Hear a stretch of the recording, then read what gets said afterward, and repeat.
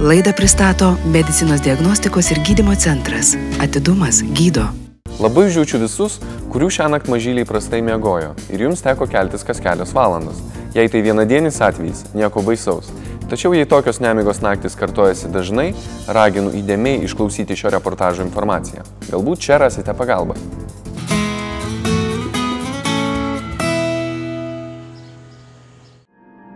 Vilnietė Ada 1,5 metų tik iš draugių pasakojimų žinojo, kas yra ramus vaiko miegas. Tačiau savo patirtimi šio jausmo nesuprato. Mat jos dukrytė Deimantė nuo pat gimimo mamytei kiekvieną naktį kas porą valandų primindavo apie save. Prašiau ir tėvų pagalbos, kad atvažiuotų, padėtų, tai močiutė mūsų mums labai daug padėdavo. Kas čia dar, mums labai padėjo grynas oras, nes vaikas pavasarinukas buvo vasara, tai vežime dar laukia kažkaip numigdavo. Bet tai tas miegas irgi toksai. O dėl to viso nemiegojimo automatiškai vaikas pavargęs neišsimiegojęs, aš taip pat esu neišsimiegojusi. Toksai įvyko nelabai mums geras dalykas ir pienukas pas mus baigėsi, teko kitais būdais ieškotis maitinimo. Priežasčių, kodėl naujagimiai ir kūdikiai prastai miega, yra daug. Viena jų – neramus motinos nėštumas. Specialistai sako, kad vaikas gimdamas atsineša patirtį, kurią gavo dar būdamas mamos pilvelyje. Kūdikėliai ateina su informacija ir patyrimu, kurį patyrė nėštumo metu, kurį patyrė gimdymo metu. Vėlgi jie turi, sakykime, smegenų sandarą, kuri labai plastiška, labai greitai vystosi, bet vėlgi kiekvienas su, vadinkim, prigimtiniais ypatumais.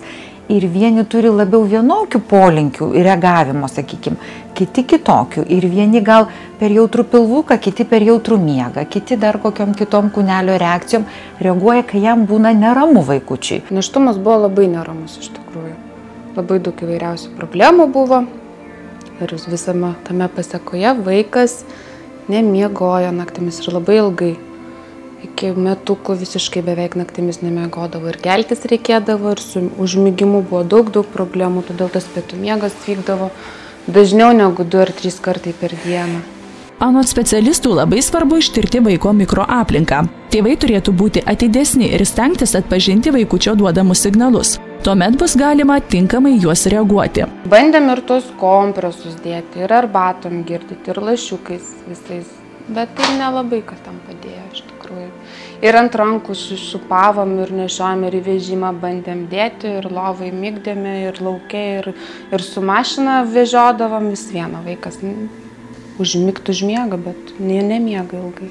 Kai nemiega tėvai ir yra išvargę, ir vaikelis išvargęs, ir jie nėra tokie džiaugsmingi ir laimingi, o turėtų būti. Iki metų vaiko nervinė sistema formuojasi labai greitai, todėl jau po kelių mėnesių problemos gali ir nelikti. Tačiau yra vaikų, kurie ir nuėję į darželį išgyvena stresinę būseną dėl pietų miego. Tie vaikai, kurių adaptacijos periodas vaikų kolektyve būna užsitęsęs, jie negali, jie neleidžia savo, jie įsitempė, turi kontroliuoti, turi matyti, jie nemiega. Yra vaikų, kurie padidintai aktyvūs, nuo pat mažens labai judrus, impulsyvūs dažnai kartu būna ir jiem labai sunku užmigti dieną. Jie tiesiog kaip gyvi motoriukai eina, juda, kruta, jiem nereikia miegoti. Jie užmiega vakare, miega gana ilgai ir dieną nemiega.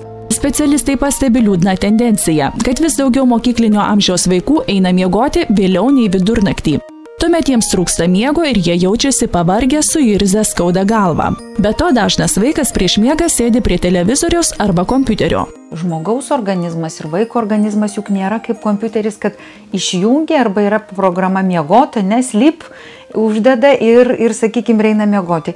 Tai taip neišeina. Su vaikais ir suaugusiais žmonėmis jie negali. Taip, ką nors veikia, griūna ir miega. Turi būti pereinamas laikas. Grįžkime prie Ados ir jos dukrytės Deimantės, kuriai netrukus bus 2 metukai. Mergytės mama džiaugiasi, kad pagaliau baigėsi bemiegės naktys ir dukrytė jau savarankiškai užmiega. Jinai supranta, jog lovytė yra skirta miegui, jinai dėl to miega tik lovytė, jo kai buvo mažytė, tai kur tik nebandėm ir su savimi aš ją guldydavausi pamiegoti. Ir močiutė bandydavo ją visaip nukalbinti, bet vaikas kaip nemiegojo. Taip ne, gal kažkoks laikas praėjo, vaikas gal išaugo kažkokį, tai tas amžius toks jau buvo sunkesnis. Net nežinau, bet dabar aš šaunuolė mergaitė. Apie vaikų miegą ir iš to kylančias problemas galima kalbėti ištisas valandas ir vardinti ne vieną to priežastį. Pavyzdžiui, apie norą miegoti su tėveliais. Ir šią temą mes būtinai pakalbėsime ateityje, nes tai aktualu ne vienai šeimai, o ir problemų iš to kyla labai nemažai.